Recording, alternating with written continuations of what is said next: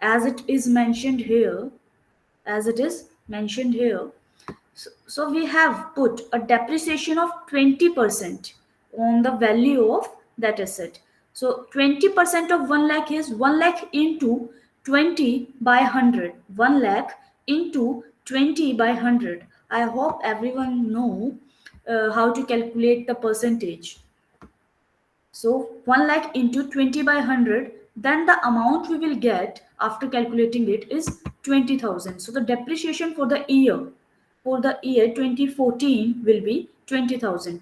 And the entry of depreciation is depreciation account debit to tractor account. Depreciation account debit to tractor account means the tractor account should be credited. So here we have credited the tractor account by depreciation. 20,000. When we calculate it, when we balance it, the amount here is greater than the debit side is greater than the credit side. So the 1 lakh amount is here. Now it is the balancing figure. So by balance carried down, this 80,000 balance we have carried down. Now this remains. This is the value of asset in on 31st December 2014. Now we will take it down in next year. Now we will brought it down in next year to balance BD.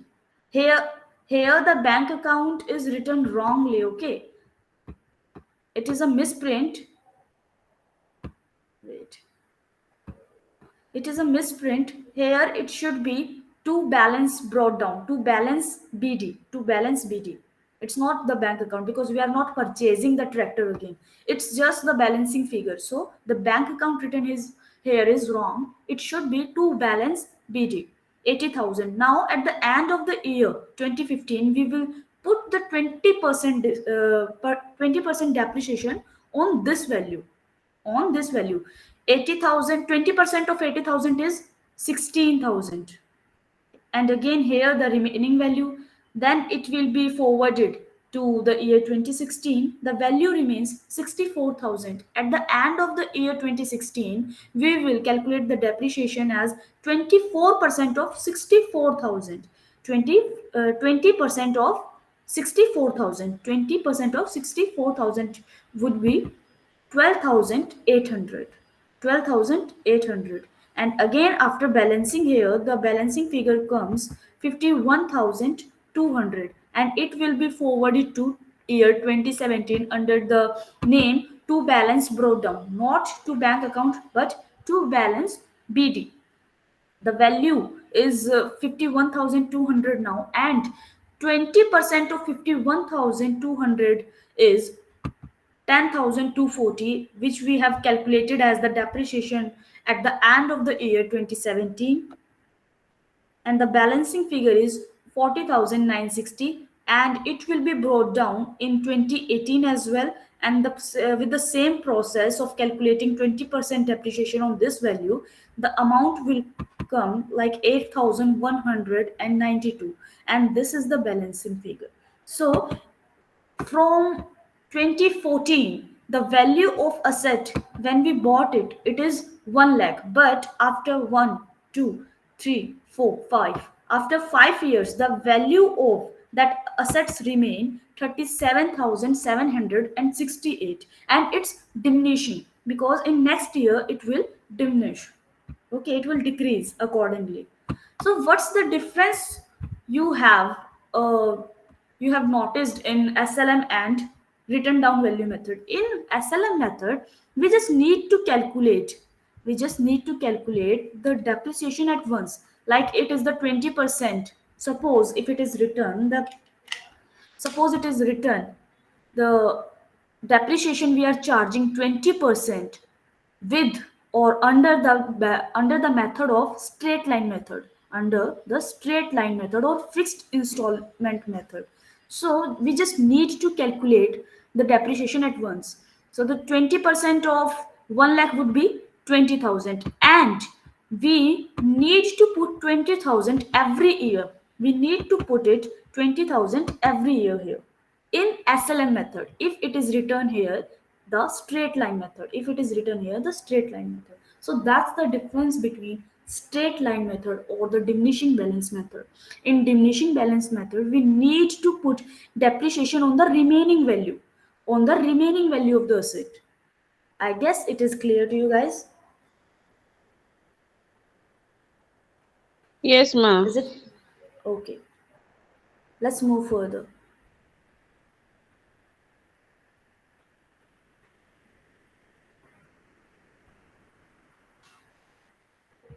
What are the advantages of this method? This method is simple and it gives you the actual value. It gives you the actual value of your asset. If we take this example again, suppose the same example we have discussed. If we take this example, if this method was in a straight line method, so the depreciation would be like 20,000, 20,000, 20,000, 20,000, and 20,000, and the total and the value here, remains zero. In fifth year, the value of the asset remains zero, and the asset still be working, and the tractor would be working at that time. So SLM method just give you the false information about any asset, and this diminishing balance method gives you the real value of that asset. It gives you the real value of that assets. And in diminishing value method, in written down value method, the asset is never going to be zero. The value of asset would never be zero. In SLM it can be.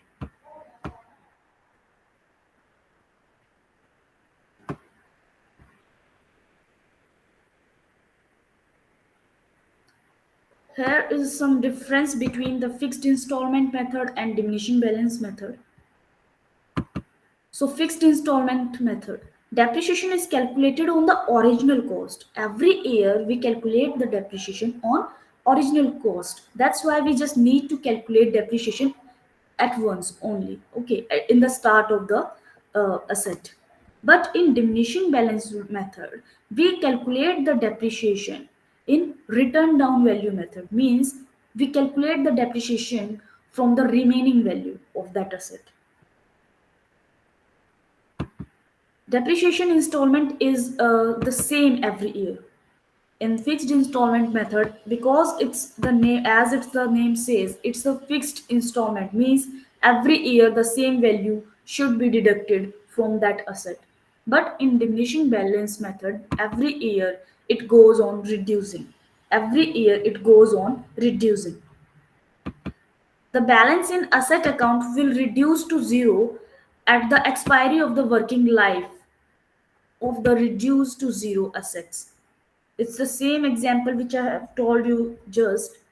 And in this diminishing balance method, the asset value, the asset account will never reduce to zero. The value of asset here would never be zero.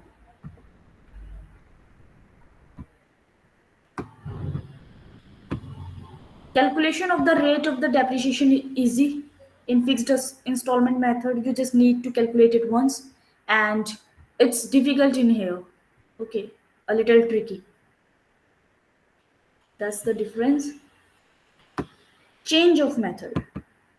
Now, in the change of method, sometimes what companies do, they start applying their depreciation method with SLM, and after some time they want to shift to the written down value method, or vice versa. Sometimes they start with the written down value method and wants to wants to change it to the SLM method, the straight line method. So in this case, how a company can change their method of depreciation in a running business? Let's take an example. This one. Sharath and Sons purchased a car for rupees 1 lakh on January 1st, 2015. On January 1st, 2015, the car was depreciated at 10% under the return down value method. Now they have started. They started with the written down value method at 10%. On January 1st, 2018, they wanted to change the method of depreciation from reducing installment method to the straight line method to the SLM method changing the rate. Without and changing the rate means the rate should be same, the 10%. Show the assets account from 2015 to 2018. Let's see how we will change this thing. We have purchased it for 1 lakh rupees on January 1st, 2015. So the first entry would have been like car account debit to bank account worth 1 lakh 1 lakh. So the car account debit to bank account 1 lakh rupees. This is the entry of purchase at the end of the year 2015, which is 31st December. The depreciation account would be when we have put it 10% depreciation on the value of 1 lakh, the amount would come like 10,000. The balance remained 90,000 here. Now, again, here it is a mistake. It's not to bank, it's to balance brought down. It's to balance brought down because we are not purchasing it again and again. It's to balance brought down. So to balance brought down, the balance is brought it down here 90,000 in the next year 2016. Okay, at the end of the year 2016 December 31st, the value of the depreciation would be 10% of 90,000 would be 9,000, because it is stated that we were applying the depreciation on written down value method.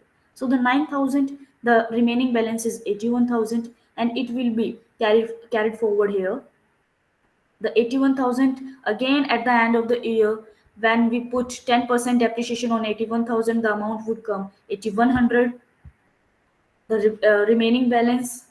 Now again it will be forwarded to the next year, the amount 72,900. Now at the end of 2018, they decided to change their depreciation method from written down value method to straight line method. Let's see how they would have done. From now, suppose if from start from 2015, if they have applied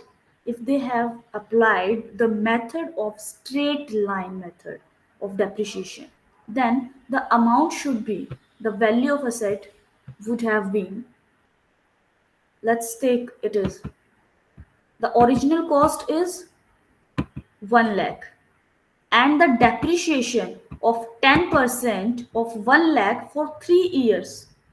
10% of 1 lakh for 3 years, because it's the straight line method or fixed installment method. So it should be 10,000, 10,000, and 10,000 for 3 years. So 10,000 plus 10,000 plus 10,000 would be 30,000. So the value of our asset on the January 1st, 2018 would have been 70,000. Would have been 70,000. Now the value we have here is 72,900. The value we have here is 72,900. The difference of 2,900, the difference of 2,900 would be shifted to the P&L account. Would be shifted to the P&L account. Because why this difference comes?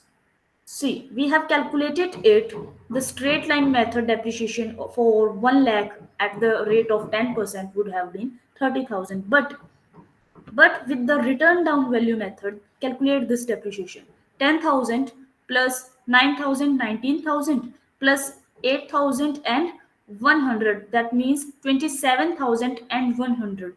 When we subtract 27,100 from 30,000, the amount we get 22,000, 2,900, and this amount or this difference will be sent to the P&L account. Means P&L account debited to the car account, so that's why this amount have been shown here. And the next year, on December 31st, The depreciation account is shown here is 10,000 because we have changed the method in 2018. So we just applied it, the 10,000. I hope it is clear now. Yes, ma'am. That's how we change the method of depreciation. And that's it. Let's move to the final accounts.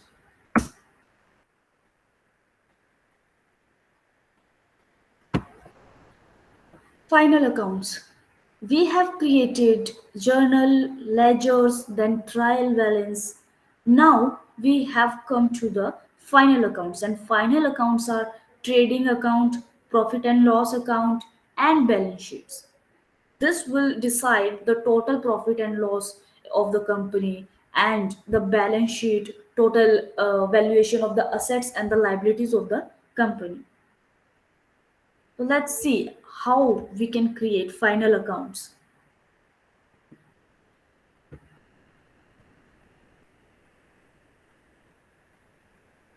Final accounts are prepared with the help of a trial balance, which shows all the ledger balances as at the end of an accounting period. We all know that in trial balance, we show the balance of ledger accounts only. Okay, the ledger account of cash account, either it is cash account or it is purchases account or it is a different account. We just show the balance of ledger account or just shift the balance of ledger account into trial balance. So trial balance caters the balance of all ledgers account, and with the help of this trial balance we can create further accounts just like trading account, P&L account, and the balance sheet. These are the formulas of for trial balance. You can read it again. In trial balance, all the accounts of expenses or it include purchases and losses will be debit balance. All the accounts of income including sales and gains will be credit balance. All the accounts of assets will be debit balance. All accounts of liabilities will have a credit balance. Capital account have a credit balance. Drawings account have a debit balance. We have read it in trading account as well. Sorry, in trial balance account as well. It's the same theory. Let's take an example of trial balance. This one. This is the illustration number first of this unit. Prepare a trial balance from the following balances extracted from the books of uh, Shudhakras on March 31st, 2018. These are some balances, and this is the trial balance. Let's create a trial balance. The opening stock, it will revise your trial balance. Okay, just stay focused. Opening stock have a balance of 40,000. We all know that opening stock have a debit balance. So opening stock 40,000. Purchases. Purchases. Purchases is our expense. It will have a debit balance. So 4,10,000. Sales. Sales is our gain. Then it will have a credit balance 4,29,000 as it is written here. Purchase return. It will be the opposite of purchases. So it have been credited here. Sales return, it will be opposite of sales, then it will be debited here. Carriage inwards and carriage outwards. Carriage inwards and outwards both have a debit balance. Bank overdraft. See, bank or cash have a debit balance. Okay. But it is a bank overdraft. Means a liability, then it will be credit balance. It will show a credit balance. Cash 4,000, always a debit balance. Capital 1 lakh 27,715. It's already mentioned, it will show a credit balance. Sundry creditors 37,500. Creditors because these are on income, so it will show 37,500 in credit balance. Loans or liabilities directly go to the credit balance. Investment of 10,000, which will go to the debit balance. Accrued income, income earned but not received, 600. So it will show a debit balance. Machinery 47,500. Asset means debit balance, and so on. But this is the trial balance example.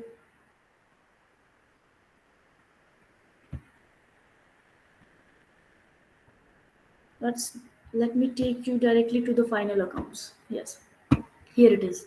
Trading and P&L account. Trading and P&L account. After the trial balance, we create trading or P&L account. Now understand both of these accounts. The trading account is prepared for ascertaining the gross profit or gross loss. The gross profit or gross loss. The gross profit is defined as the excess of sales revenue over the cost of goods sold.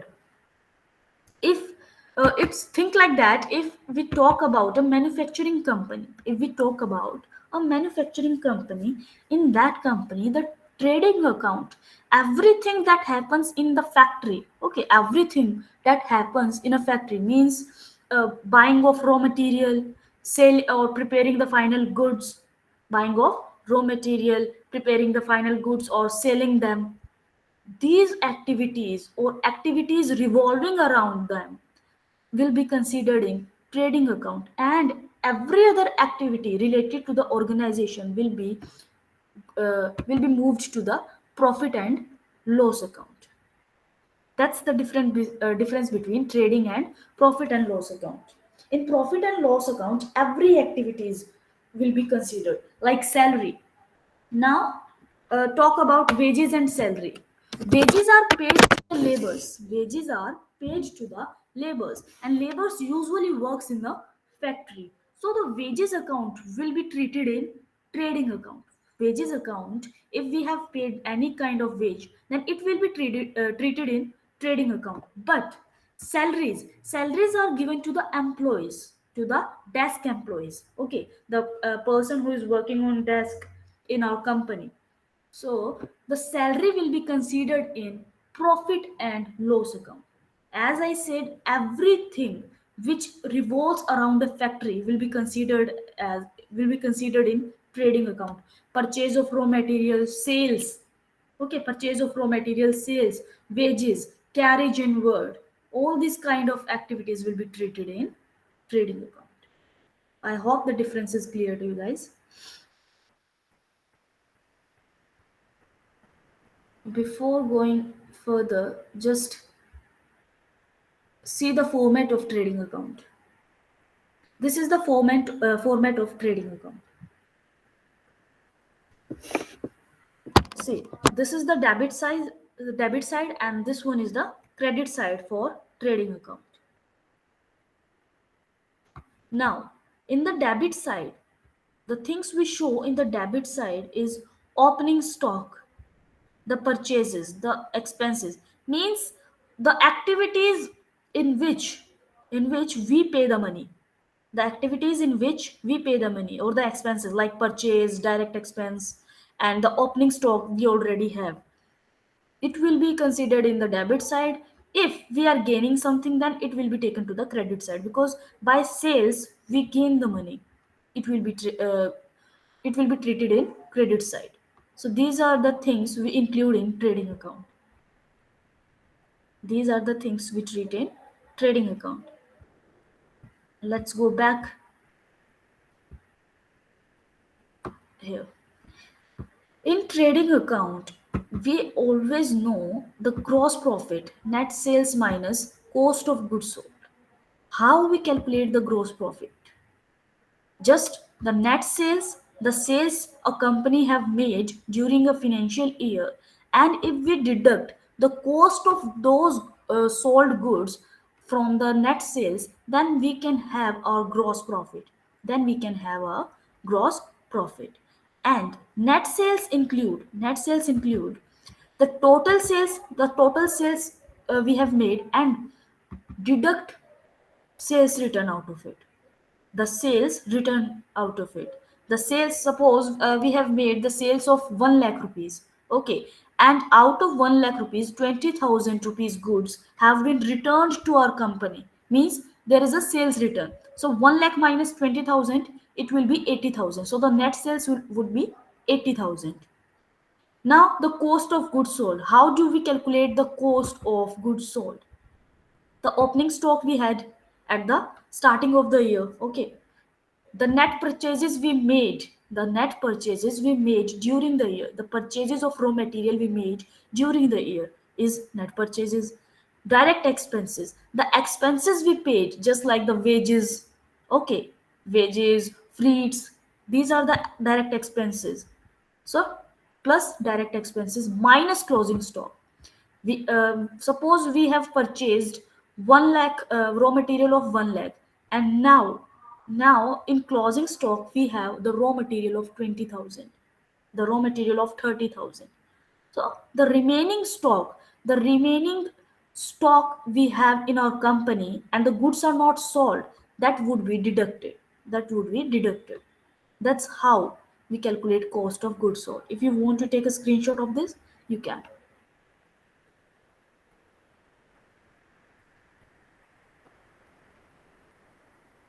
I hope everyone have taken the screenshot. Let's move.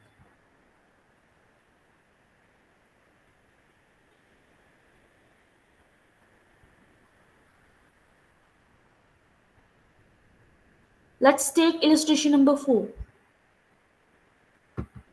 On January 1st, 2018, a firm had stock of goods valued at rupees 20,000. Reread it again.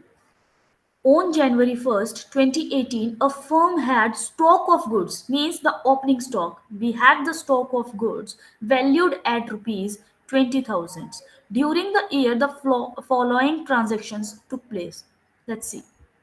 Sales of 5 lakh rupees, purchases of 3 lakh, carriage inwards 3,000, freight inwards 5,000, sales return 10,000, clearing charges 22,000, purchases return 5,000, and the closing stock of the goods on December 31st, 2018 is rupees 40,000. Now let's calculate the gross profit out of this thing. The sale, at first, for the gross profit, first we need the net sales, then we need the cost of the goods sold. Let's calculate the net sales. The sales we have made of 5 lakh, the sales we have made of 5 lakh, it's written here, and here is the sales return. Here is the sales return. 10,000 goods worth of 10,000 have been returned to our company, means we have made the total sale of 4 lakh 90,000.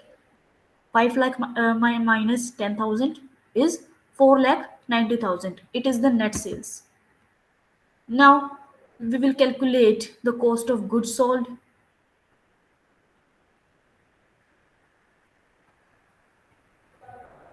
How to calculate the cost of goods sold? Let's see. Opening stock is 20,000. Opening stock is 20,000. Now we have done some purchases which is of 3 lakh. Add these purchases. Okay, 3,20,000 is the amount now. The carriage inwards and freight inwards are direct expenses, and this clearing charges too. Carriage inward, freight inwards, and clearing charges are direct expenses. So just add them. 3,000, 3,000, 5,000, and 22,000.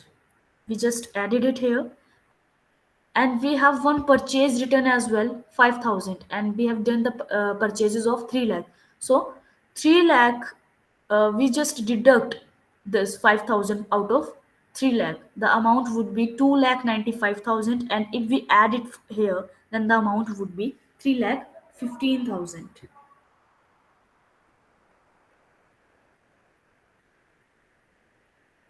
And this is the direct expenses. When we add the direct expenses, it would come, the amount would come 3 lakh 40 5,000. And we have the closing stock. We just reduce the closing stock. Okay. The closing stock, the stock remained with the company and not sold. So we just need to reduce it. 3,45,000 minus 40,000. The cost of goods sold have been 3,05,000. And the net sales were 4,90,000. When we deduct cost of goods sold out of this, the amount or the gross profit we get is 1,85,000. That's how we calculate the gross profit. That's how we calculate the gross profit manually. Okay. Now let's put it in the trading account.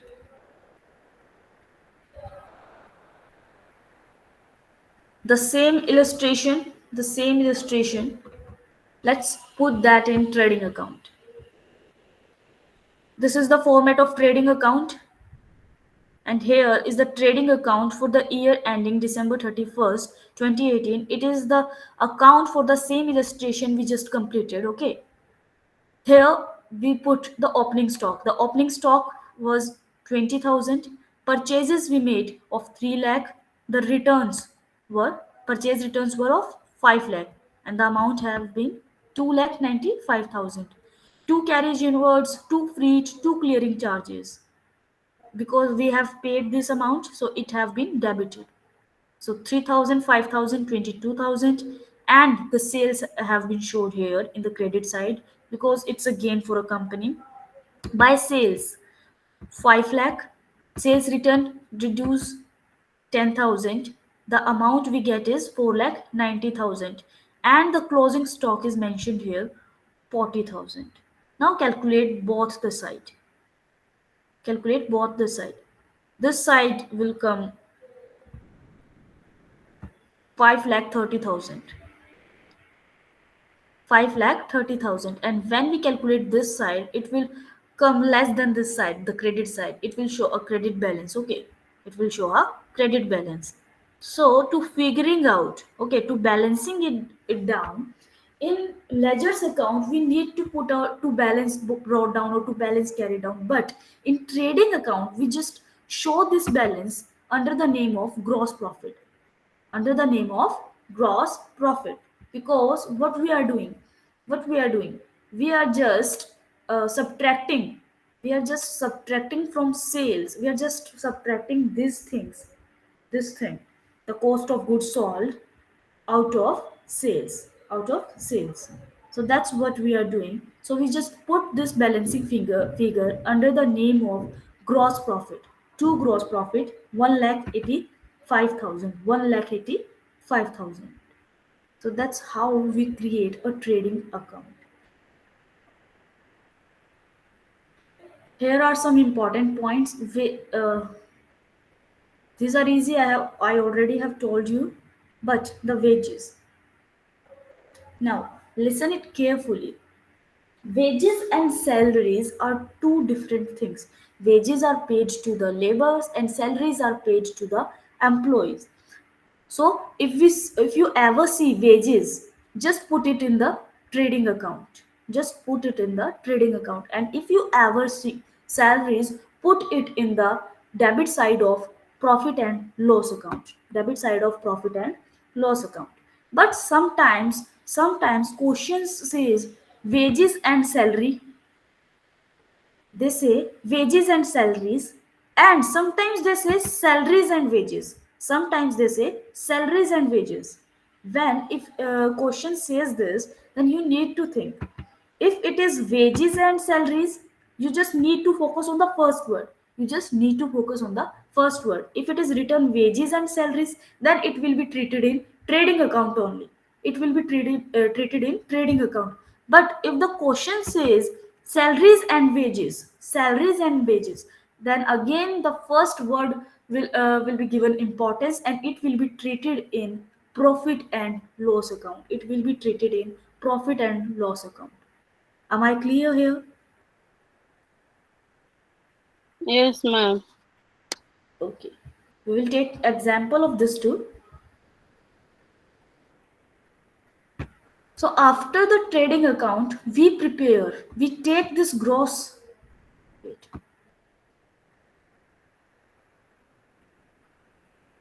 See, this gross profit would be transferred to the P&L account because it's not the net profit, it is gross profit. So it will be transferred to the profit and loss account. If in any case, if the debit side of trading account, if in any case the debit side of trading account comes bigger than the credit side, then here in that case here the balance is shown, okay, under the name of buy gross loss, okay, under the name of buy gross loss. And think it will go in cross, okay, because the gross profit have a credit balance, then it will go in cross in profit and loss, means it will go in the credit on the credit side of profit and loss cross.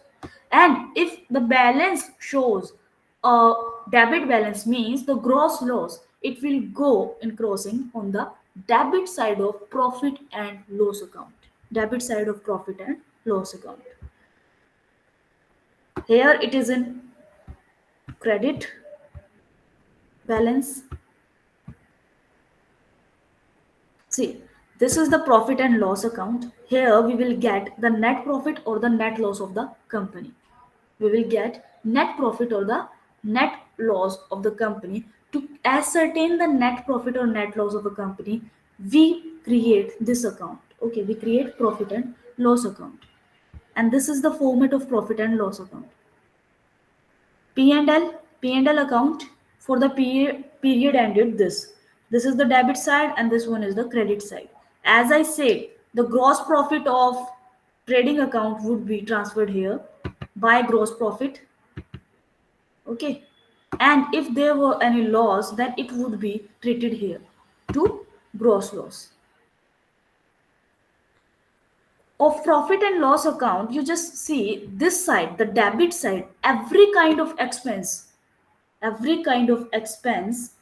is mentioned here on the debit side of the profit and loss account.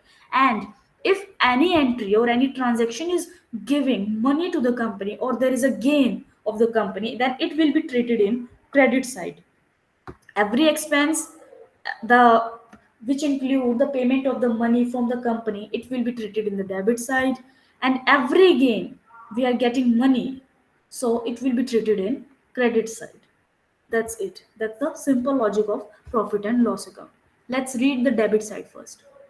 Salaries. Salaries are paid to the employees. Rent, rates and taxes you pay. The postage and telegrams you pay. The telephone charges.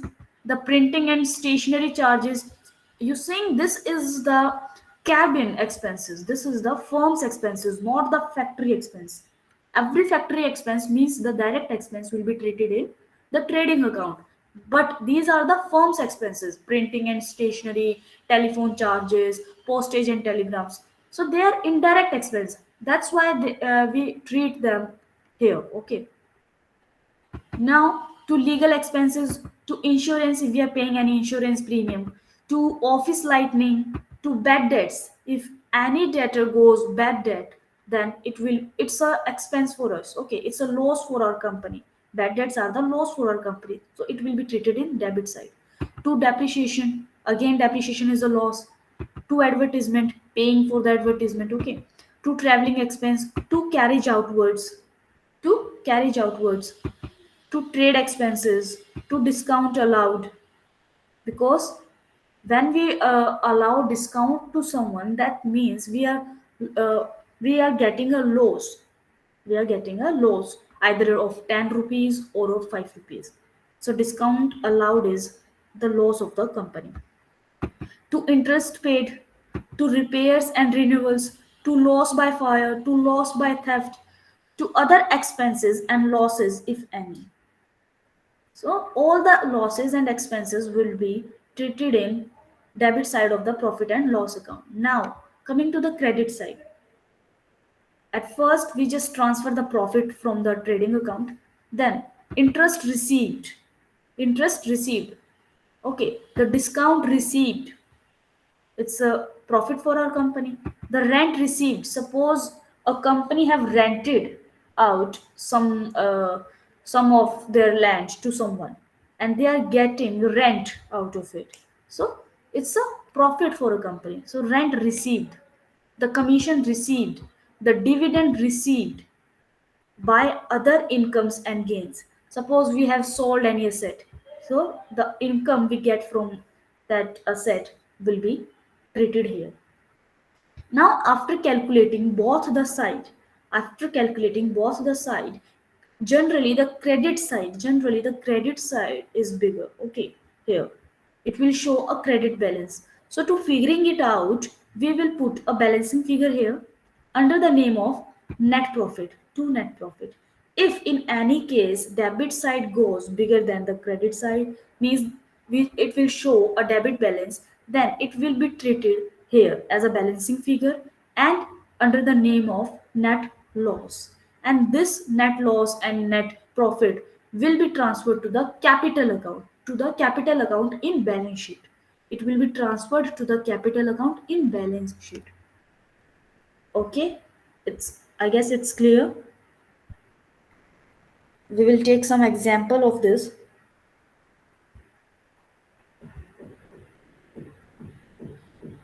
Illustration number 5. Okay, it just say to you to create a profit and loss account. No, we will create both the account in same illustration. Yes, it's here. Taking illustration number 6. Please focus on it, and if anyone wants they can take screenshot of this illustration too. Illustration number 6. From the following figures, prepare trading and profit and loss account. Trading and profit and loss account for Lakshmi and Co. for the year ended 31st December 2018. For the year ended 31st December 2018. So here is the trading and profit and loss account. Let's discuss the transaction. Stock on January 1st, 2018, 40,000. Where it will be treated? One by one, just tell me. The stock on January 1st, 2018 means it is an opening stock because year ended 31st December 2018 and it is the stock for January 1st, 2018. So it is a opening stock. Where it will be treated? In trading or in P&L? Who gonna answer this one?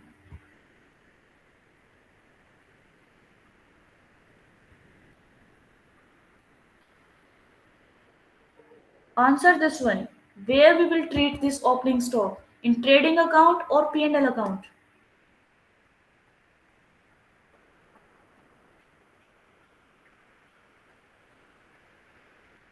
Anyone? Trading account. Trading account, right. Purchases.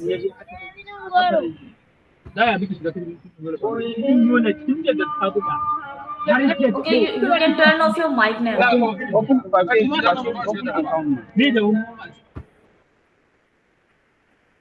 Now the purchases. It will be treated in trading account. Commission received 650. Commission received on the debit side of P&L account. Rent, rates and taxes 8,600 P&L account. Salaries and wages, here it is written. Now tell me where we will treat it. Where we will treat it? In trading account or in profit and loss account? In trading or in P&L? Tell me. Uh, Benjamin. profit in profit in loss account. Yes, right. Profit and loss account because it is preceding with salaries. Now the sales it will be treated in trading account. Returns inward means sales return. Sales return it will be again treated in trading account. Returns outward means the purchases return we have made. So it will be treated in trading account again. So let's just not discuss this, put them in the account. See, we have just combined this account, trading and P&L account. Okay, This is a combined account. So we will start from the trading account, and here we just calculated the balance of the trading account. The trading account, if we create a separate account for both the account, like trading separate and P&L account separately, then you can start it from here. Okay, it will be separated from here. But we have created a joint account. The first entry would be two opening stocks, 40,000. The purchases we made during an year, 98,000. The returns we discussed is of 3,000. We will less these returns, means returns inward, or returns outward, or the purchases return. 98,000 minus 3,000, the amount is 95,000.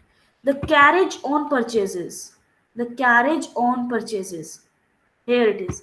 The carriage on purchases, 2,000, means it's a direct expense. The because we have paid the carriage on the purchases, it's a direct expense, so it will be treated in trading account. So 2,000 is here. Now coming to the sales, 1,62,100 sales, and here it is sales return or returns inward, 2,400 less 2,400. The amount remains 1,59,700. The closing stock, it is written here, the stock on December 31st, 2018 was valued at rupees 26,000. It is here, the closing stock. When we calculate this, the credit side will go increased. Okay, the credit side will come bigger than the debit side, so it will show a credit balance. And to figure it out, we need to put a balance of 48,700 under the name of gross profit, to gross profit carried down, to gross profit carried down. Okay, this is our gross profit. Now we will make the P&L account, and as I said, it will go in gross. So it is here. It will be brought down in the credit side of the profit and loss account, because it's a profit, and everything related to profit or gain will come under the credit side of profit and loss account. So the gross profit is 48,700. Now the rent, rates and taxes, 8,600. Salaries and wages, as you said, it will be treated in profit and loss account, 12,000. The sundry expenses, 2,500. Bank charges, 50 rupees. Discount allowed, it's a expense of a company, 530. To carriage on sales, 1,700. See, the carriage on purchases means the carriage inwards. We just need to pay the carriage inwards in the factory. But when it comes to sales, means the goods have been the goods are not in the factory, or they have been sent out of the factory. Now if you are paying carriage on the sales, then it will be treated in the profit and loss account. So carriage inward or carriage on purchase will be treated in trading account, or carriage outwards will be treated in profit and loss account. Okay. The postage, to commission paid, it's an expense. To interest paid on loan, to lighting and heating expense. These are all the expenses we created during the year. Now coming to the gains. The commission received. So buy commission received, 650. Buy discount received, 750. Buy incomes from investment, miscellaneous incomes. So income from investment, 500. When we calculate both the sides, again the credit side have bigger than the debit side, and to balance the figure, we just need to add 21,170 under the name of net profit. That's how we calculate net profit. And this will be transferred to the capital account in balance sheet. Is this clear now?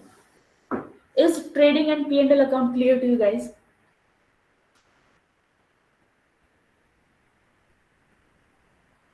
Hello, ma.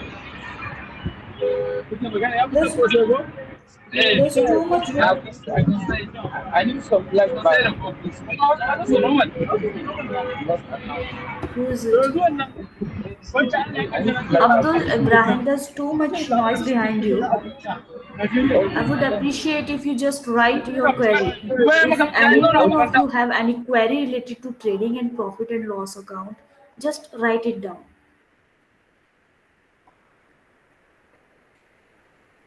Or if it is clear, then also write it down.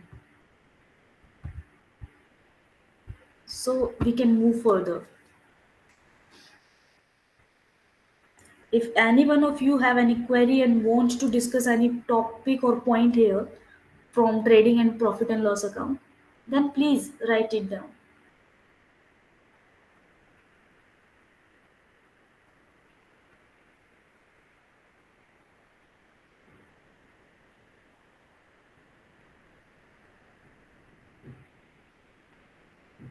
Okay, no one have any query?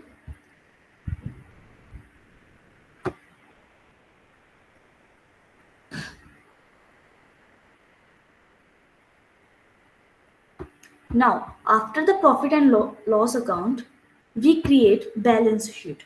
This is the final account. This is the final account. In balance sheet, we get to know that how much value our assets is and what worth we have our liability. Okay, or what amount we have our liability, how much we own of others. This is the format of balance sheet, and this is the horizontal format of balance sheet. This is the horizontal format of balance sheet. We have the vertical format as well, but generally of the firms, please ma'am explain on the trading account together.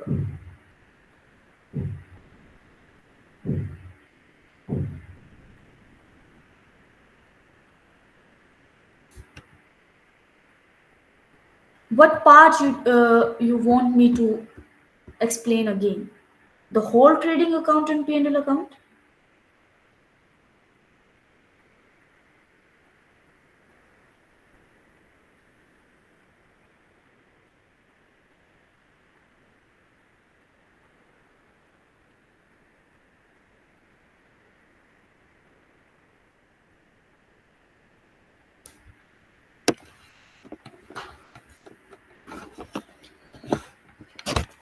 Anita, you just want me to explain that together. You just want me to explain trading and profit and loss account together, I guess.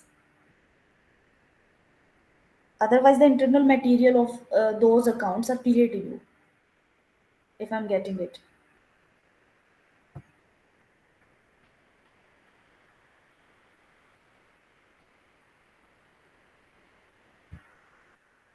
See, you are taking it as a one account. Okay, you are taking it as one account because in this they have made a joint account.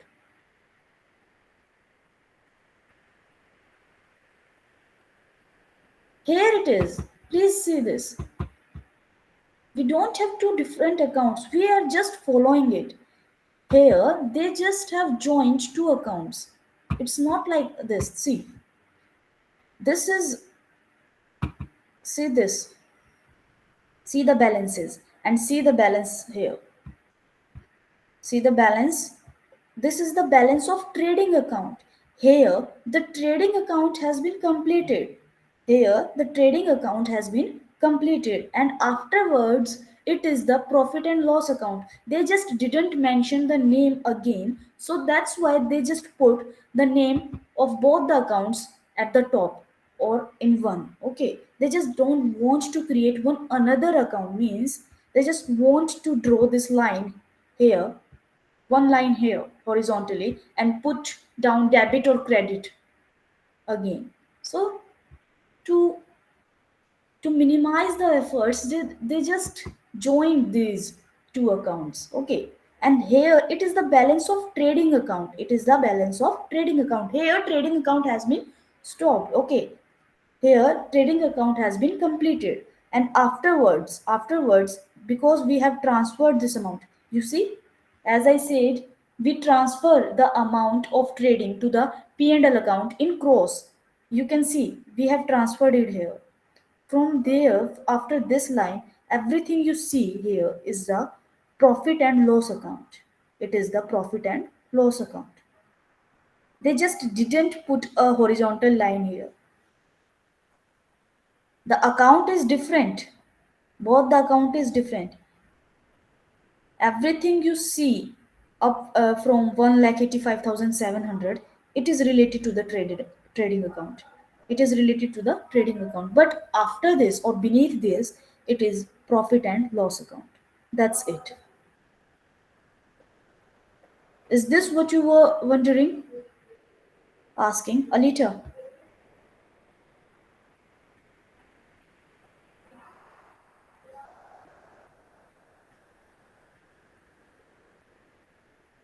Alita.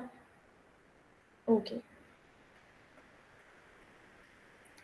Now, what do you want to understand, Abdul? The whole trading and P&L account again?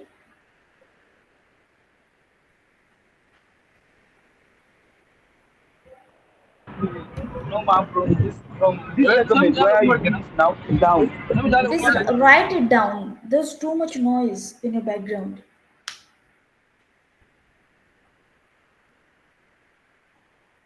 Please write it down.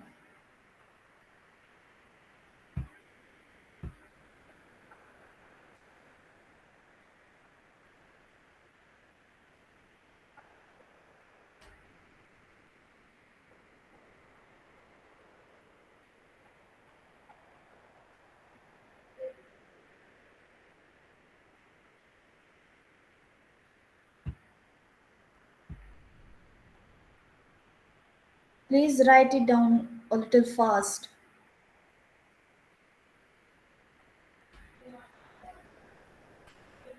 I just explained it. This is where the trading account stops. This is where the trading account stops. And afterwards, they have started the profit and loss account. Or you can create a different account after this. You can just put a horizontal line here and just mention the profit and loss account and start it from here. Just start it from here. I guess you understand my point now. Let's move further. Coming to the balance sheet. As I said, this is the horizontal format of balance sheet. In horizontal format, we don't have debit and credit here. Okay, we don't have debit or credit side in balance sheet. It is, I don't know why it is mentioned here. We just have the liabilities and asset side. We just have the liabilities or the asset side.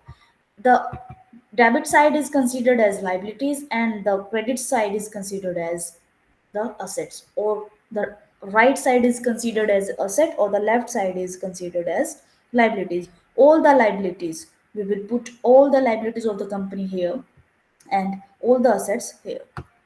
So at first, the current liability. In current liabilities, we put bank overdrafts, bills payable, okay, sundry creditors. Sundry creditors means the creditors. Now, long-term liabilities. Long-term liabilities are loans. If we have taken any loan, okay, if we have taken any mortgages, so all these things considered in long term liabilities. Now the capital, because capital is the liability of the firm.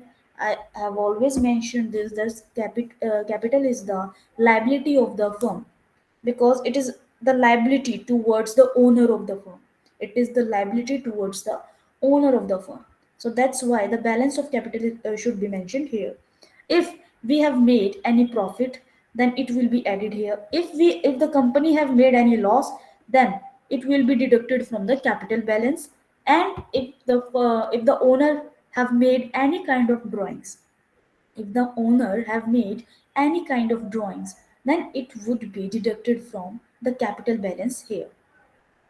So this is all about the liability. And coming to the asset side, all the current assets like cash in hands, bills receivable, cash at bank, sundry debtors, okay, closing stock.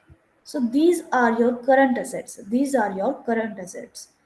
Now the investment and fixed assets, the investment and fixed asset part means the vehicles are the fixed assets, furniture are the fixed asset, plant and machinery is your fixed asset, land and buildings is your fixed asset, goodwill is your fixed asset. So these things would be considered under the assets. And when you calculate the liability and asset side of a company, the balance should be equal, the balance should be equal, the same. Otherwise, if the balance of your balance sheet doesn't match from the liability to the asset side, that means you have made any mistake. You have made any mistake in trading or P&L account. So the balance should be same. Liabilities must be equal to the assets. Let's take one example.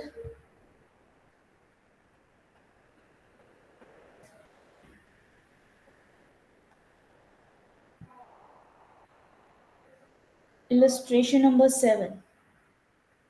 Illustration number 7. From the following balances extracted from the books of Deepak Brothers, prepare balance sheets as on December 31st, 2018. The capital is of 12 lakh, net profit for 2018 is 6 lakh, bills payable 40,000, debtors 2 lakh 50,000. Land and building, it's the asset part 7 lakh, plant and machinery asset 4 lakh. Okay, and it is after depreciation. It is after depreciation. Furniture after depreciation 50,000. Investment asset 3 lakh 50,000. Creditors 2 lakh means liability. Trademarks asset 25,000. And debtors asset 2 lakh 50,000. Bills receivables assets 50,000. Loans are our liabilities 1 lakh 60,000. Bank overdraft liabilities, current liabilities 20,000. Cash in hands or current asset worth 60,000. Loose tools means current assets or the fixed assets 50,000. Goodwill 1 lakh. Tangible asset or fixed asset 1 lakh. Closing stock means the asset 1 lakh 85,000. Now put it in the balance sheet. So we have created this balance sheet. Balance sheet of Deepak Brothers as on December 31st, 2018. This is the liability side, this is the asset side. Now put the liability side first. Current liabilities. Bank overdraft, loan, it will be go to the long term liability. It is mentioned here, loan 1 lakh 60,000. Bank overdraft directly goes to the current liability 20,000. Okay. Sundry creditors, it is here 40,000. Sorry, 2 lakh. Bills payable 40,000. So liabilities, current liabilities 40,000. Long term liabilities, we have already done the loan. Capital, it is mentioned 12 lakh. 12 lakh is the capital. Here it is. The net profit we earned during the year 2018 is 6 lakh. We will add this 6 lakh. Okay, let's see if the owner have made any kind of drawings. Here, no drawings have been mentioned here, so we will avoid it. So the total capital is 12 lakh plus 6 lakh, which is 18,000. Coming to the asset side, current assets 2 lakh 50,000 debtors, and land and building goes to the fixed asset here. Plant and machinery after depreciation, it is 4 lakh here. Furniture, the value of furniture is also after depreciation, so we do not need to subtract the depreciation out of it. 50,000 it is. Here it is. Investment, it's already a long term investment, 3 lakh 50,000. It is written in the current asset. If it is mentioned that you have done a long term investment, then you can use it in the fixed asset. Otherwise, just put investment in the current asset. Creditors, no. Trademarks, 25,000. Here it is. Goodwill, 1 lakh. Here it is. So after everything, you calculate, after putting everything, you just calculate, and the amount of both sides will come same. And the total of both the side, either of asset or of liabilities, will come the same. And if they are not coming same, then you have made any mistake. That is what balance sheet is.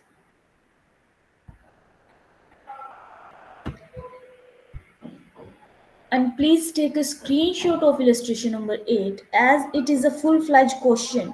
It is a full-fledged question. Start taking screenshot from here. In this, you need to prepare trading and P&L account and balance sheet. Trial balance is given to you guys. Take screenshot.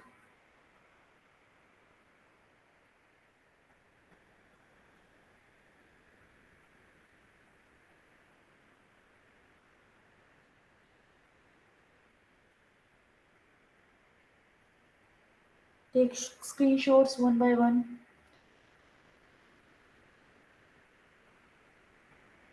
Now these are the solutions.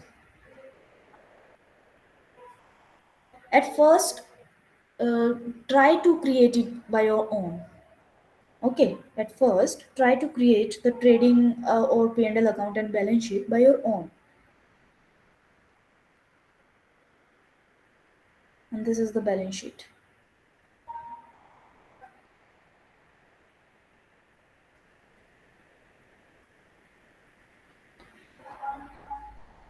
I hope you guys have taken the screenshot.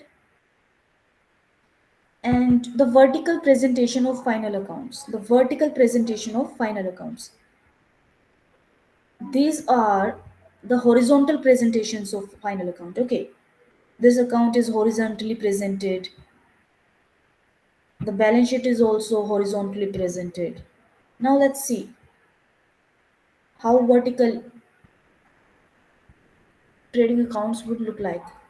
This is the trading and P&L account, vertical. Sales, opening stock, and this. See, this is the format of vertical trading and P&L account. You just need to put the values here. There's no difference. There's no such difference.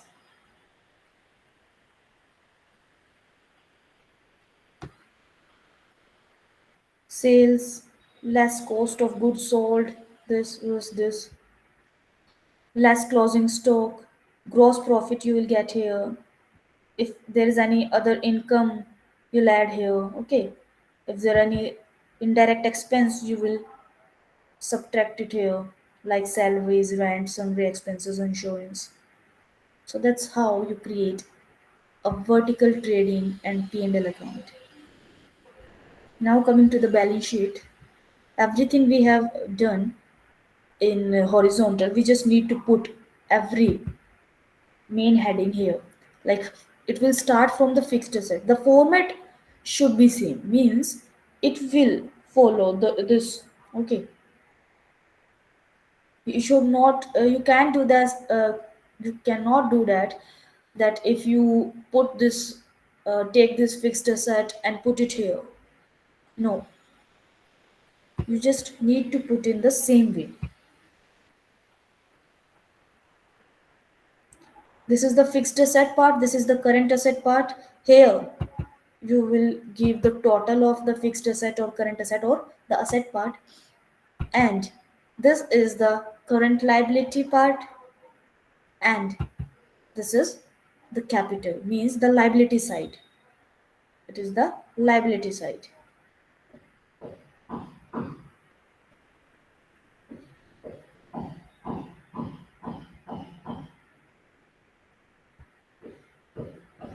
So that's it. And if you want to take screenshot of one example,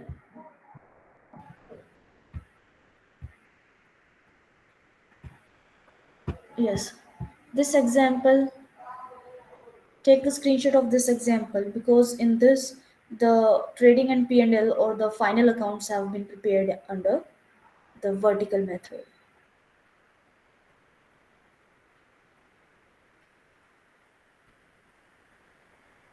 It is the solution of the same illustration.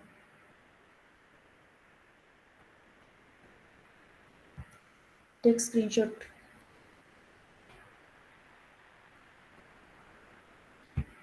And this is the balance sheet.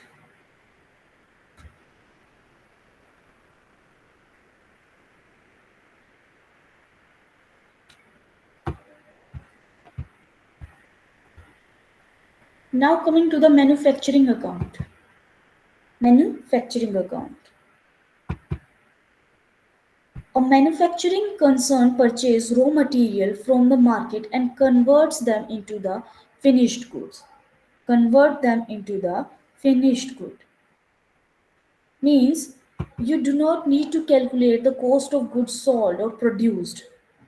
For this, some of the companies, not every company, some of the company prepare manufacturing account. Some of the company prepare manufacturing account, and it will tell you about the cost of goods produced, the cost of good produced, and the cost of goods sold. Here is the format of the manufacturing account. This is the format of manufacturing account. In this, we have both the debit or credit side. Okay, and the first point is to work in progress at the beginning. To work in progress at the beginning means the goods which are in transit. Okay, the goods which are in progress, in preparing stage at the start of the year. So here is the amount. To the raw material consumed. The raw material consumed. The opening stock of raw material, if you have purchased any raw material, and the closing stock of raw material would be deducted. If you have any closing stock of opening stock of raw material, and if you have made any purchases during the year of raw material, then you will add it in the opening stock. And if some of the stock remains at the end of the year, that means it is the closing stock, you need to subtract it out of this. And after doing this transaction, you can get the raw material consumed. The raw material consumed. The carriage inward to freight and imports, all the direct expenses, duty, dock, dues, to manufacturing wages, to motive power.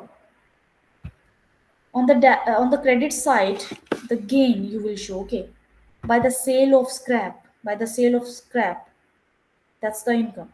So you will mention it here. By work in progress at the end. By work in progress at the end means the goods in process at the end. They have not been sold. Okay. So their cost should not be included in the cost of goods sold. So that's why we just put it down here. By cost of goods produced. By cost of goods produced. This is the balancing figure. If the debit side, if the debit side comes bigger than the credit side, then we will get the cost of goods produced. And here are some more direct expenses. It is written the oil and grease, the coal and gas water, the factory lighting heating. It is mentioned, it is the factory lighting and heating. If it is just mentioned lighting and heating, then it will be treated in the profit and loss account. But it is mentioned here to factory lighting and heating, then that's why it is considered in manufacturing account. The factory insurance, the repairs to the factory building, the repairs to the plant and machinery, to depreciation on factory buildings, to depreciation on plant and machinery. I guess you understand this manufacturing account. If you want, you can take screenshot of the format of this account as well.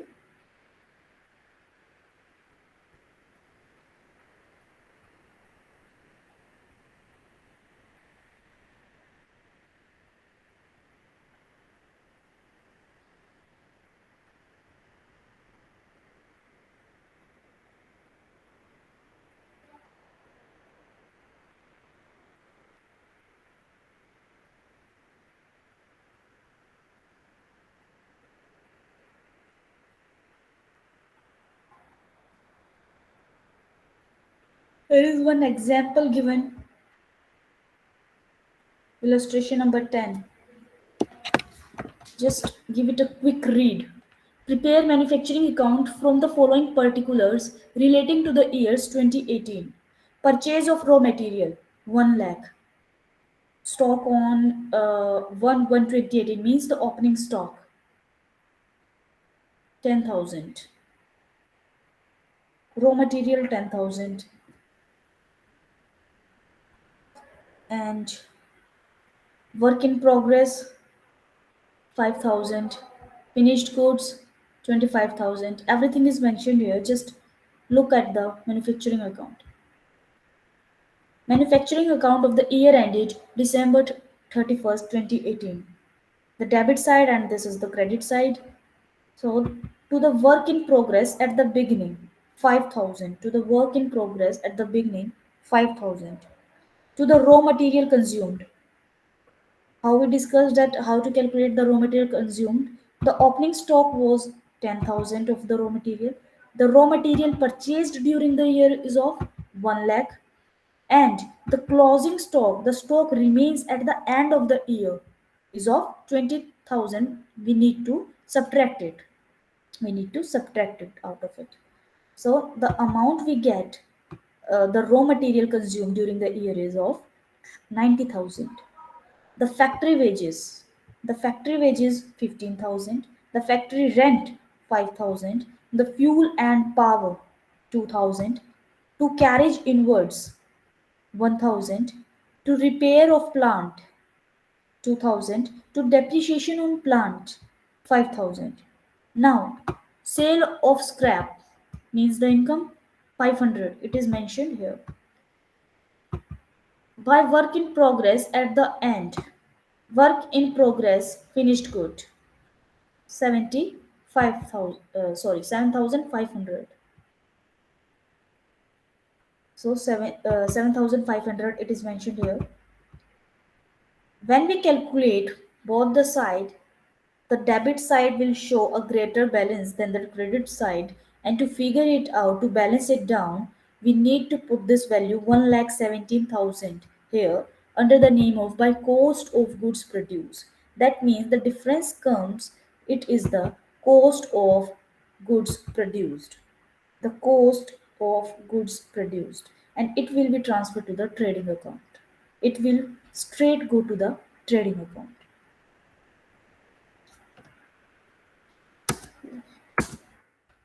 It's complete, the final accounts are complete.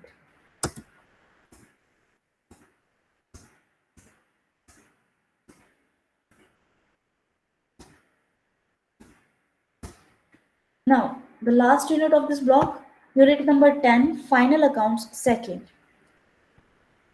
Now you have prepared many of the accounts like journal, ledgers, trial balance, trading, P&L, manufacturing, and the balance sheet.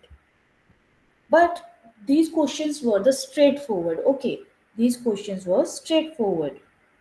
Generally, the accounts we maintain in the companies are not that straight. We need to do some adjustment. We need to do some adjustment. And in this unit, we will learn how to do those adjustment. Let's read it from here. The financial reporting requires the summarization of business operation for a specific accounting period. It is quite possible that certain transactions recorded in a current year's book may partly relate to the previous year. It may partly relate to the previous year or to the following year. If It is also possible that certain expenditure incurred during the current year has not yet been paid and so not recorded. Similarly, there may be certain incomes earned during the year. Similarly, there may be certain incomes earned during the current year which have not been recorded because they have not been received. We have earned the income but have not been received. Think it like that. We get an a rent. We get a rent at the end of the year. Okay, or we get some interest at the end of the year on some investment. But we have at the end of the year we didn't get this interest, so the income has been earned. The income has been earned but have not been received yet. So in these cases, how do we do adjustment and how do we put things in our accounts? For these we need to learn the adjustment section. We need to learn the adjustment. And if we take some more example, see, an amount of rupees 600 paid on July 1st, 2018. An amount of rupees 600 paid on July 1st, 2018 towards insurance premium. Any general insurance usually covers a period of 12 months. See the amount you have paid on July 1st, 2018, and usually every or any general insurance covers a period of 12 months. Suppose the accounting year is ending on the 31st December 2018. It is ending on the 31st December 2018. It would never, or it would mean that half the amount of the insurance premium paid on the 1st July 2018 pertains to the next accounting year. It pertains to the next accounting year. Where I have been to the next accounting year, 2019. So therefore, while preparing the final accounts of 2018, the final accounts of 2018 we will prepare from the 1st December to the 31st December. The expenditure of insurance premium that should be debited to the profit and loss account is 300 because the premium from July 1st to the December 31st, it is of 6 months, means half yearly, and this 600 amount we have paid, it is for the full year. It is for the full year, means July 1st to the 31st June of 2019, July 1st of 2018 to the 30th June of 2019. So that's why we need to put only 300 amount. But how do we show this 300, the remaining 300? And in this unit, we will learn how we will show this remaining 300 amount. Okay.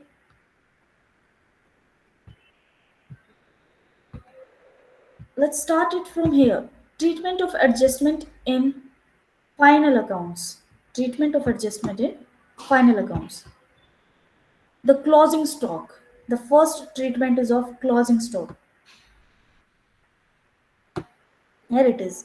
Closing stock account debit to the trading account. Closing stock, all the goods purchased or produced during the year are not completely sold out by the end of the year. It's not possible that you have purchased or created goods of rupees 1 lakh and you have sold the same. You have sold the goods or you have sold the complete or all of your company's goods. No, it's not possible. Every time every company faces this closing stock issue. So how do we treat this closing stock? Closing stock, as you know, we mentioned the closing stock in the trading account. We mentioned the closing stock in the trading account, in the credit side of the trading account. So the entry of closing stock or the treatment of closing stock should have been closing stock account debit to trading account. Closing stock account debit to trading account. Now, how it will be treated? It will be shown on the credit side of the trading account.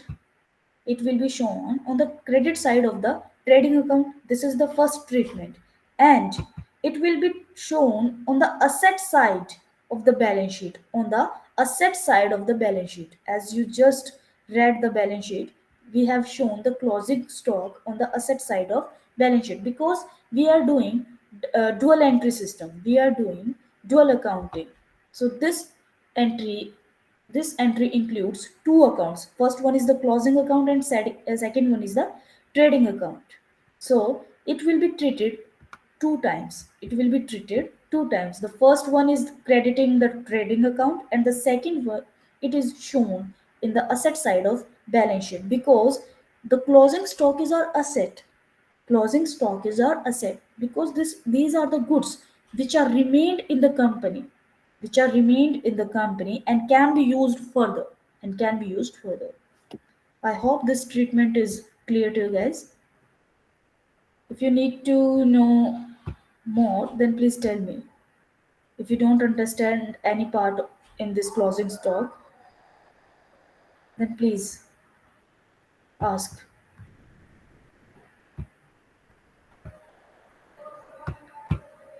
And if you have any query relating to those adjustments, just write it down in the chat section. Okay, we will rediscuss it.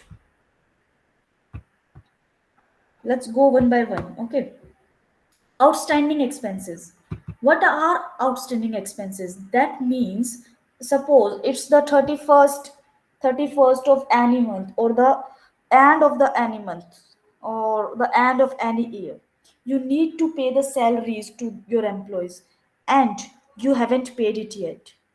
It's the second of the month and you haven't paid the salary of your employees, then that means your expense is outstanding. Outstanding expense are those expenses which have been incurred during the current accounting year, but have not been paid till the end of the year, till the end of the year. So those expenses will be considered as outstanding expense. Suppose you pay rent at the end of an year and you haven't paid it yet. After completion of the year, you haven't paid the interest or the rent, so that would be considered as the outstanding expense. In that case, it will be given a name like outstanding rent, outstanding interest, outstanding salaries, outstanding wages. So that's how outstanding expense works. For this thing we need to do entries like concerned expense account debit to outstanding expense account. Concerned expense account debit to outstanding expense account. Taking the rent example, in the case of rent, how we would put the entry: rent account debit to outstanding rent account. Rent account debit to outstanding rent account. Okay, so, how it will be treated? It will be added to the concerned expense account, means it will be added to the rent account in the trading and P&L of account, and it will be shown as the liability side. It will be shown as a liability in the liability side of the balance sheet.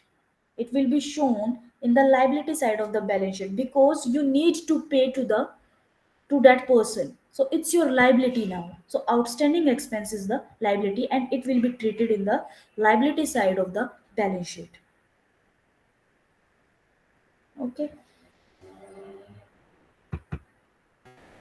Prepaid expenses. Now you can understand it with the name. Here you are not paying the expenses on the time. Here you are paying the expenses in advance. When you pay anything in advance, like you have paid the rent today for next 2 years, so it will be considered your prepaid expenses. Any payment you pay in advance will be considered as prepaid expense. Okay. The entry of prepaid expense would be like prepaid expense account debit to concerned expense. Suppose you have paid the rent for next 2 years. You have paid the rent of your firm for the next 2 years. So in that case, the entry would have been prepaid rent account debit to rent account. Prepaid rent account debit to rent account. And it is a asset for your firm. It is a asset for your firm, because for the next 2 years you don't need to pay the rent. For the next 2 years you do not need to pay the rent. So the first entry would be go to the asset side of the balance sheet. It would be shown on the asset side of your balance sheet, under the name of prepaid rent, under the name of prepaid interest, under the name of prepaid advertisement. Okay. And it will be subtracted from the concerned expense in the trading and P&L account. In the trading and P&L account.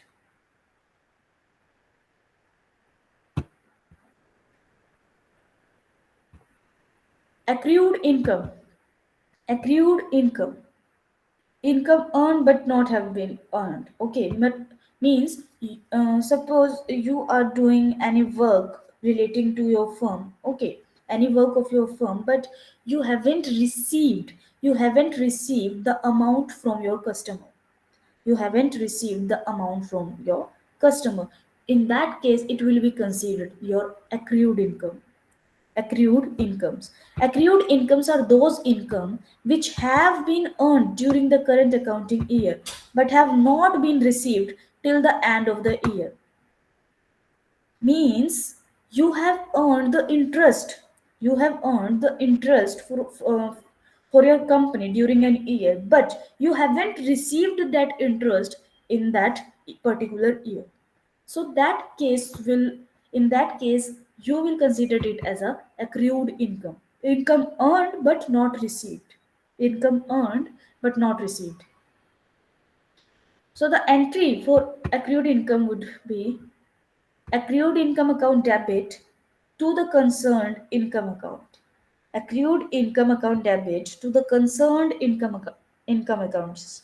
Suppose you have earned interest at the end of the year, but till the end of the year you haven't received the interest from the party or from your customers. Okay, to whoever you have lent the money. You have not received that interest at the end of the year. It will be considered as accrued income. The entry of that income would have been accrued interest or accrued income account debit to interest account. Accrued income account debit to interest account. Because you have earned this income, it will be considered as an asset for you. It will be considered as an asset for you.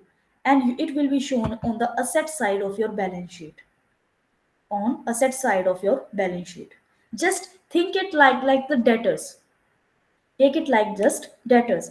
Debtors are the person who owns to you. Okay, they need to pay to you, and same, these are the person they need to pay to you, but against the expenses or against the investment, rent, or other things. But debtors have to pay to you against the goods you have sold to them. That's the only difference between accrued income and debtors. So it will be shown in the asset side as well, and it will be added to the concerned income in the profit and loss account. It will be added in the concerned income in the profit and loss account, and it will be showed to the accrued rent, accrued interest, just like that. I hope it is clear. Income received in advance. Income received in advance. As the name state, I do not think I need to explain this thing. It is written income received in advance. So the entry for this is concerned income account to income received in advance. Suppose you have received the rent in advance. Okay, you have received the rent in advance. So the rent account debit to the rent received in advance account. Rent account debit to rent received in advance account. And it will become your liability. It will become your liability because you have gained the amount from them, but you haven't paid your service to them. You haven't paid your service to them. So this will be shown on the liability side of your balance sheet. It's a liability for a company. And it will be deducted from the concerned income in the profit and loss account. It will be deducted from the concerned income in the profit and loss account. Now we will take example of these five adjustment. Just read this illustration. This is the trial balance showed the following balances as on December 31st, 2018. The salaries 10,000, wages 20,000, rent received 6,600, commission received 2,000, investment interest on investment is 6,000. Now these are the additional information, and these are called the adjustment. The quotient written here is needed, the adjustment, so that's why these are called adjustment. Salaries amounting to 2,000 are outstanding. Salaries amounting to rupees 2,000 are outstanding. Wages included rupees 1,560 paid in advances. Okay. Interest on our investment includes rupees 1,200 for the months of the January, February, and March 2019. Fourth, rent for the month of December amounting to rupees 600 is not received. We have received the rent of 6,600, but we haven't received the rent for the month of December amounting rupees 600, and we have not received it. Let's see how we will make adjustment in profit and loss account. P&L account for the year ended December 31st, 2018. First take the salaries. Salaries 10,000, and the entries of salaries is adjustment of salaries. Salaries amounting to rupees 2,000 are outstanding, means you need to pay 2,000. So the outstanding salary will be added here, 2,000. And it will be shown on the liability side as well of balance sheet. Salary is outstanding. You can see both the entries, both the effects. Here we have added it in profit and loss account because we have not paid salaries of 2,000 to our employees, and it is our liability. So we have shown it here too. We have shown it here. The wages of 20,000 we have paid, but it says that we have prepaid the wages of worth rupees 1,560. 1,560. I guess it is 1,500 just. That's why it have written here 1,500. It's not 60, it's 1,500.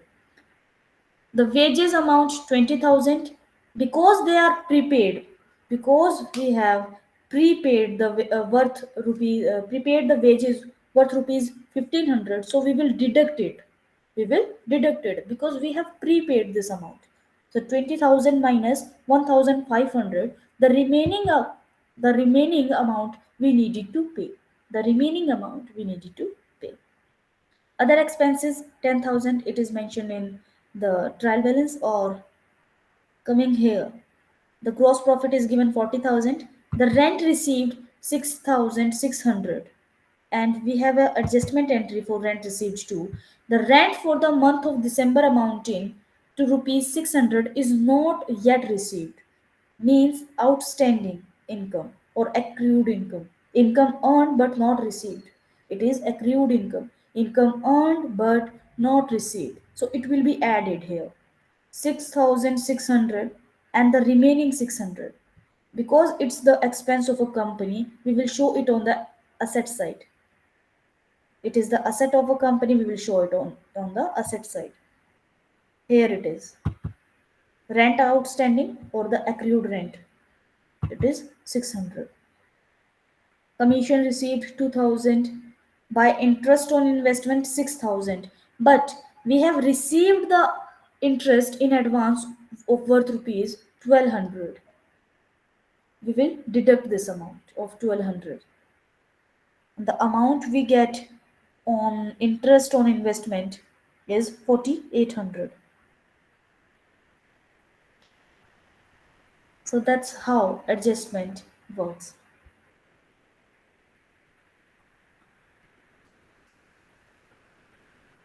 Let's move further to the depreciation adjustment. Depreciation also be treated on two parts. Okay, depreciation account debit to the concerned asset account. Like if you are putting depreciation on plant and machinery, then depreciation account debit to plant and machinery. This is how journal entries work for depreciation, and it will be treated in two accounts. It will be shown on the debit side of profit and loss account, shown as a separate item giving details depreciation on each fixed asset.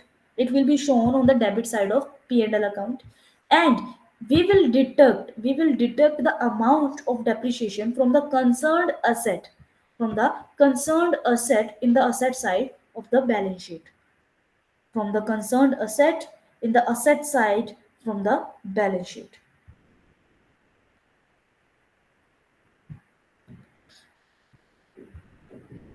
Here you can see it.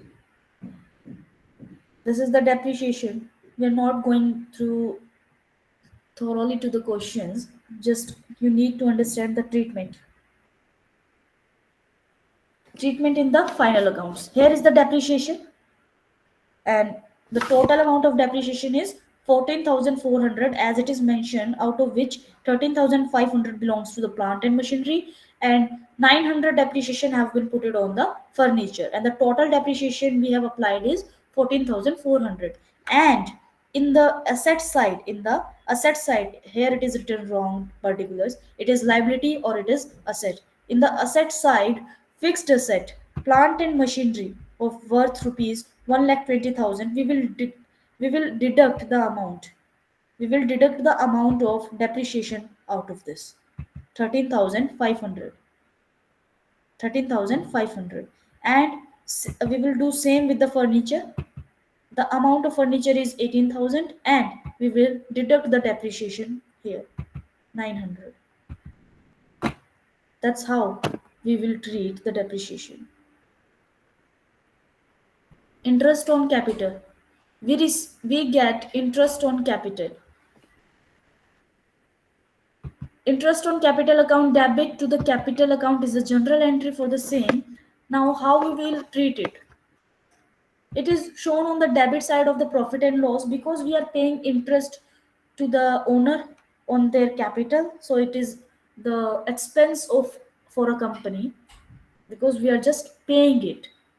So it will be shown on the debit side of profit and loss account, and it will be added to the capital on the liabilities side of the balance sheet. On the capital on the liability side of balance sheet.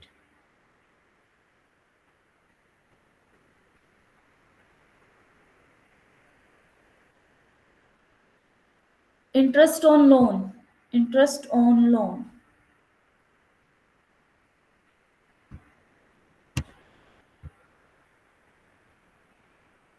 If the firm has taken some loan, it has to pay interest thereon. Hence, when we notice a loan account in the trial balance, we must find out whether the full amount due loan has been paid or not.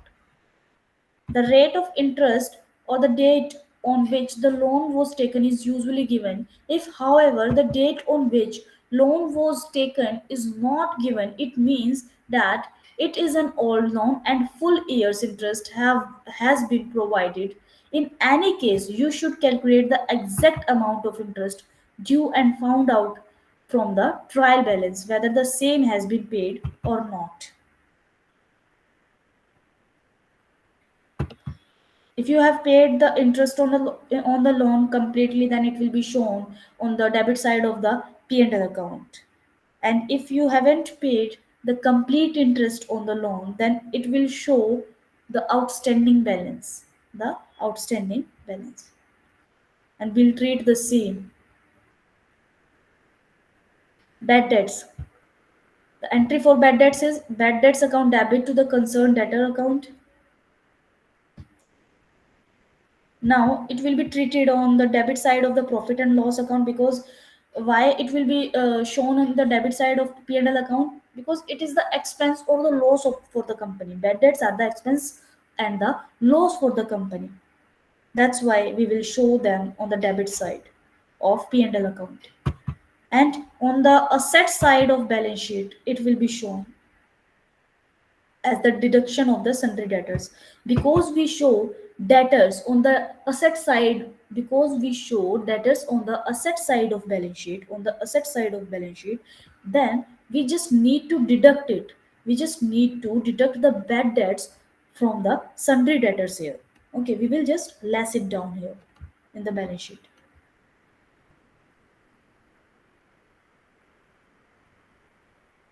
Provision for bad debts. Provision for bad debts. Profit and loss account debit and provision for bad debts. We just pay the amount or secure the amount in the provision for bad debts. So we just put it down in the debit side of the P&L account.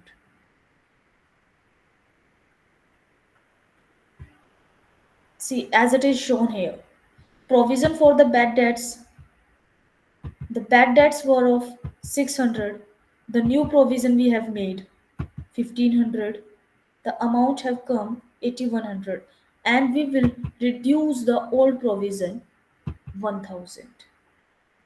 The amount remains 1100, and this is how it will be shown in the balance sheet.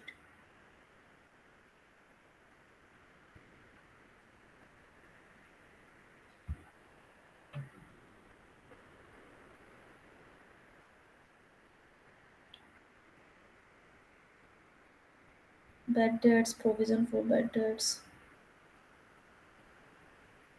provision for discount on debtors.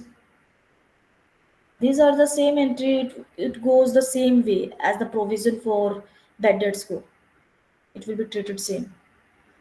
The entry is same. The profit and loss account debit to the provision for discount on debtors account, and it will be shown on the debit side of P&L, and it will be shown on the asset side by deducting the sundry debtors. It will reduce the sundry debtors. We will minus the provision for discount on debtors from sundry debtors in the asset side of balance sheet. And if it is, if we are creating provision for the discount on creditors, then it will be shown on the liability side. It will be shown on the liability side, and will be deducting it from the sundry creditors, and it will be shown on the credit side of the P&L account. Manager's commission. Manager's commission. See, every manager gets a commission. Okay, either they get commission on the net profit, either they get commission on the net profit. Now managers get two kind of commissions. Managers get two kinds of commission.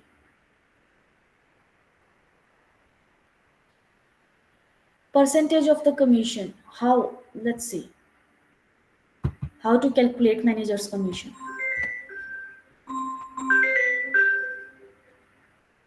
Percentage of commission divided by 100 plus percentage of commission into net profit before commission, into net profit before commission. We can calculate the manager's commission before commission or after commission, before profit or after profit. So that's how we calculate it. It is the example the manager commission will be calculated on the profits after charging such commission, after charging such commissions.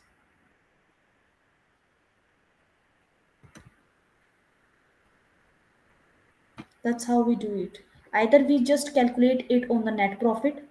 Here, as the example it is given, the profit of the firm after taking the consideration all the expenses, managers get commission and it's rupees 60,000. The manager is entitled to commission of 5%. So in that case we just put 5% of 60,000, which is 3,000, and the commission will come 3,000. But sometimes they get the commission after their commission. after charging their commission. After charging their commission. So in that case, that's the formula for that case. Percentage of commission, which is 5, percentage of commission, 100 by 100 plus percentage of commission, 5 plus 105, 105 into 60,000 net profit before commission. That's how we calculate it. And you can see the difference between the amount.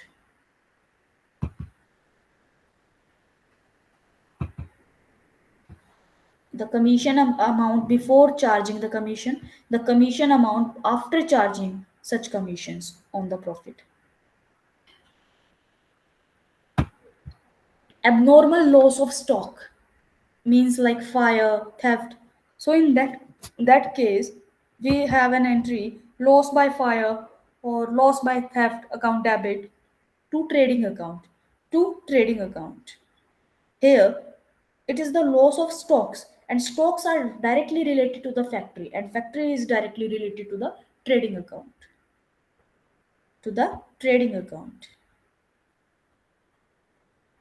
These are some cases. Your stocks could be uninsured, they can be fully insured, or they can be partially insured. And the entry you will do is like you will do a credit. You will put the loss on the credit side of the trading account, and in case of unrestricted stock, debit profit and loss account with the full amount.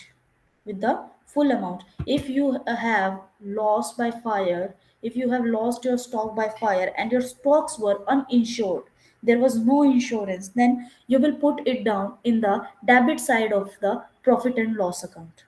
Okay, if your stock was fully insured, if your stock were fully insured, then it will be shown in the asset side of the balance sheet. It will be shown in the asset side of balance sheet. If your stock have been partially insured, means you have lost the stock of worth rupees 10,000, and out of which 4,000 was insured and the 6,000 remaining was not insured. That's what partially insured shares or stocks were. So the amount of the insurance claim is shown as in the asset of the balance sheet, means the 4,000 amount will be shown in the balance sheet in the asset side, and the remaining 6,000 we will consider it as a loss, and it will be shown in the debit side of P&L account, in the debit side of P&L account.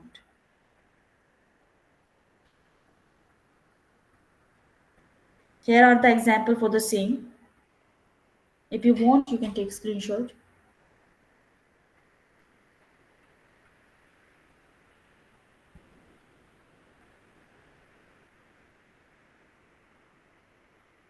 Drawing of goods by proprietor. When the owner or the proprietor do drawings. So the entry of drawings have been drawing account debit to purchases account. Drawing account debit to purchases account, and how it will be treated. At first, it will be shown on the debit side of trading account, as it will be deducted from the purchase, because goods have been drawn. Goods have been drawn. It's not they are taking money, they are just taking the goods. So that's why it will be shown on the trading account and deducted from the purchases side, and it will be shown on the liability side of the balance sheet. That's it for today.